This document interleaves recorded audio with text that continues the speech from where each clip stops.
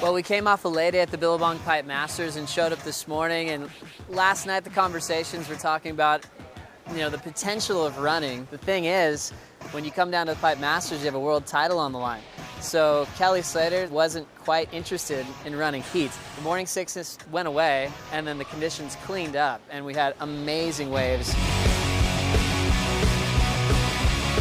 I would never have dreamt to have a heat with Taj, with just us two out there with no one else out.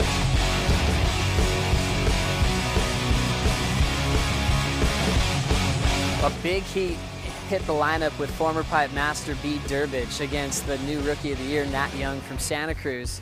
B. Durbridge took over the start of the heat. He got a 9.4 on that left-hander, came blowing out of the pit, and you could tell he was starting to feel it. He takes away the back door, ends up going down and perforates his eardrum. His whole equilibrium was shot. He still had the lead though when he left the lineup with over 10 minutes to go. That left Nat Young all alone out the back. He was able to find every wave that he wanted with an empty lineup to move on.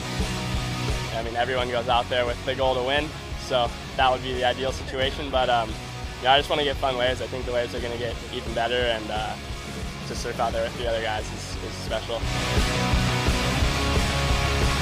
Pulling in a big backdoor barrel, traveling, he's on the foam ball, can he find an exit? John Flores! I took off and I got into the thing and there was like a big foam ball kind of thing. I don't know what it looks like on the camera, but I felt like I kind of tried to lean back and go through it. Once I came through that, it was just like perfect and easy from there. And I was just so stoked when I came out.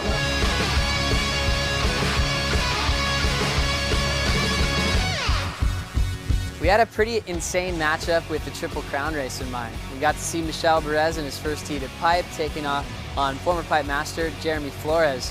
Michel in first. When we lost Freddie, Jeremy was the new second in the Triple Crown race. Jeremy was able to beat Michel Perez to make the Triple Crown race a little more exciting. Jeremy's still going, but he has to make the quarters to take the #1 spot. Being in the race for the Triple Crown is pretty dreamy. It's the next big thing after world title, I think. Seabass in a backdoor barrel, traveling through, and well done. Watch a fireworks at the end, double grab, air.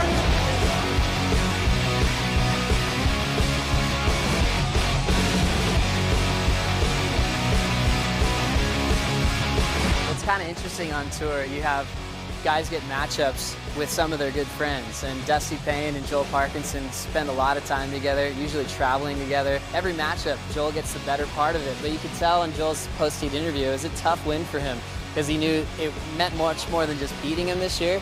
He actually sent Dusty off the tour. I don't feel so sorry for Dusty. You get that close to the end of the year, you got a chance, and that happens. It's heart-wrenching.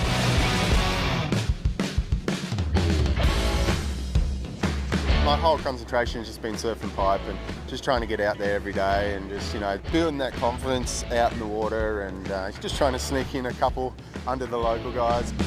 The big heat was for Mick Fanning, world #1.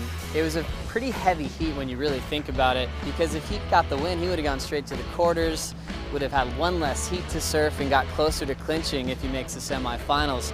But he's matched up one more time this season with John Florence.